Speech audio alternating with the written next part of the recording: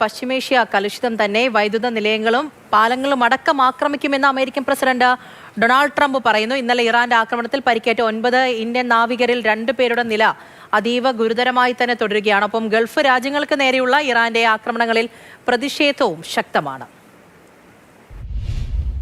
പശ്ചിമേഷ്യയിൽ സമാധാനം അകലെ എന്ന് മാത്രമല്ല, സംഘർഷം വർദ്ധിക്കുന്നു എന്ന് വേണം മനസ്സിലാക്കാൻ. അതിനനുസരിച്ചിട്ടുള്ള ഒരു വാർത്തകളും വിവരങ്ങളുമാണ് പല മേഖലകളിൽ നിന്നും നമുക്ക് ലഭിക്കുന്നത്. ഏറ്റവും പ്രധാനം, അമേരിക്ക നേരത്തെ പ്രഖ്യാപിച്ചിട്ടുള്ള, ഇറാനെതിരെ പ്രഖ്യാപിച്ചിട്ടുള്ള നാവിക ഉപരോധം യാഥാർത്ഥ്യമായിരിക്കുന്നു, നിലവിൽ വന്നിരിക്കുന്നു എന്നാണ്. UAE സമയം രാത്രി 12 മണിക്ക്, ഇന്ത്യൻ സമയം പുലർച്ചെ 1:00 ഈ ഉപരോധം നിലവിൽ വന്നു എന്ന് അമേരിക്ക സ്ഥിരീകരിക്കുന്നുണ്ട്. ഇതിന്റെ ഭാഗമായി ഹോർമൂസ് കടലിടുക്കിൽ മാത്രം അതിനോട് ചേർന്ന പ്രദേശങ്ങളിൽ ഏതാണ്ട് 20ഓളം യുദ്ധക്കപ്പലുകൾ അമേരിക്ക വിന്യസിച്ചിട്ടുണ്ട്. എല്ലാ സജ്ജീകരണങ്ങളുമുള്ള യുദ്ധക്കപ്പലുകളാണ് വിന്യസിച്ചിട്ടുള്ളത്. അതോടൊപ്പം തന്നെ യുദ്ധവിമാനങ്ങളും ഈ മേഖലയിൽ സജീവമാണ് എന്ന് അമേരിക്കയുടെ സെന്റർകോം സ്ഥിരീകരിക്കുന്നുണ്ട്.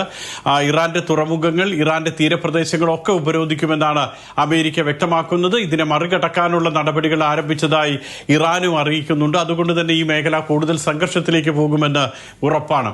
മറ്റൊന്ന്, ഹോർമൂസിലൂടെയുള്ള ചരക്ക് കപ്പലുകളുടെ നീക്കം ഏതാണ്ട് നിശ്ചലാവസ്ഥയിലാണ്. പുതിയ സാഹചര്യത്തിൽ ഇന്നലെ 10 ചരക്ക് കപ്പലുകൾ പോയിരുന്നുവെങ്കിൽ ഇന്ന് കൂടുതൽ ചരക്ക് കപ്പലുകളൊന്നും പോകുന്നതായി മനസ്സിലാക്കാൻ കഴിയുന്നില്ല.